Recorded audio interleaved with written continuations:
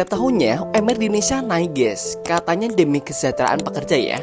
Tapi pertanyaannya guys, apakah kenaikan UMR benar-benar berdampak ke kehidupan driver ojek online? Nah, sebagai driver ojek online, aku ingin bahas realita di lapangan ya. Karena meskipun UMR naik, kenyataannya belum tentu penghasilan kami ikut naik ya.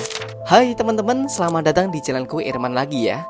Nah, di video kali ini kita akan bahas hubungan antara kenaikan UMR di Indonesia dengan penghasilan driver ojek online guys. Nah, dalam video kali ini bukan untuk menyalahkan siapapun, tapi untuk membuka sudut pandang yang lebih jujur ya. UMR atau upah minimum regional adalah standar upah minimum yang ditetapkan pemerintah setiap tahunnya ya. UMR biasanya naik karena beberapa faktor guys, seperti inflasi, kebutuhan hidup yang lebih mahal ya. Nah, tujuan jelasnya supaya pekerja bisa hidup lebih layak ya. Nah, tapi masalahnya guys, driver ojek online tidak masuk kategori pekerja bergaji UMR ya. Driver ojek online bukan karyawan tetap, kami sebagai mitra saja. Nah, dalam artian tidak ada gaji bulanan, tidak ada gaji UMR guys. Untuk penghasilan driver ojek tergantung dari jumlah orderan guys, jarak perjalanan, insentif, dan potongan dari aplikasi ya atau aplikator yang sudah ditentukan. Jadi saat UMR naik, biaya hidup ikut naik, tapi penghasilan driver ojek online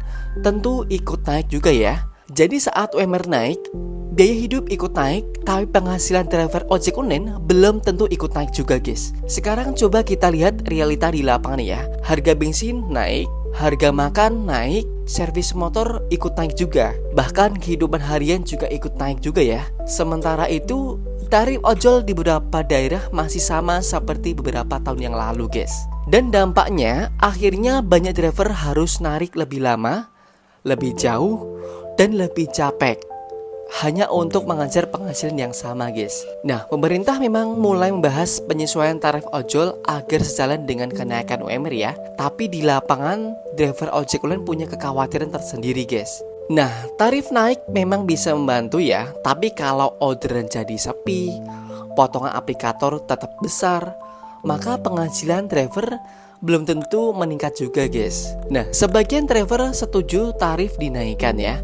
Sebagian lagi takut penumpang jadi berkurang. Yang sebenarnya driver harapkan bukan sekedar tarif naik aja ya, tapi sistem aplikator yang lebih adil guys, potongan yang masuk akal, dan kebijakan yang melibatkan suara driver ojek online guys. Kenaikan tarif ojol bukan cuma sekedar driver aja, ini juga berdampak ke masyarakat juga ya.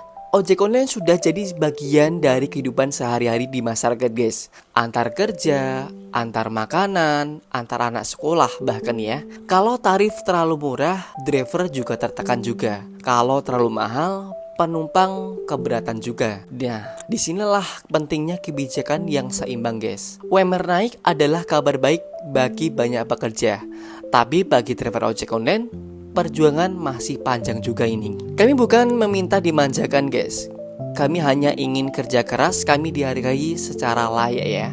Semoga kedepannya kebijakan yang dibuat tidak hanya melihat angka aja ya, tapi juga melihat manusia di balik helm dan jaket ojolnya seperti ini guys. Kalau kamu driver ojek online, tulis pengalamanmu di kolom komentar guys. Kalau kamu penumpang, menurutmu bagaimana solusi terbaiknya? Nah, sekian video kali ini dari aku. Jangan lupa like, share, dan subscribe supaya suara driver ojek online bisa lebih didengarkan ya. Terima kasih yang sudah menonton video ini sampai selesai. See you next video guys. Bye bye.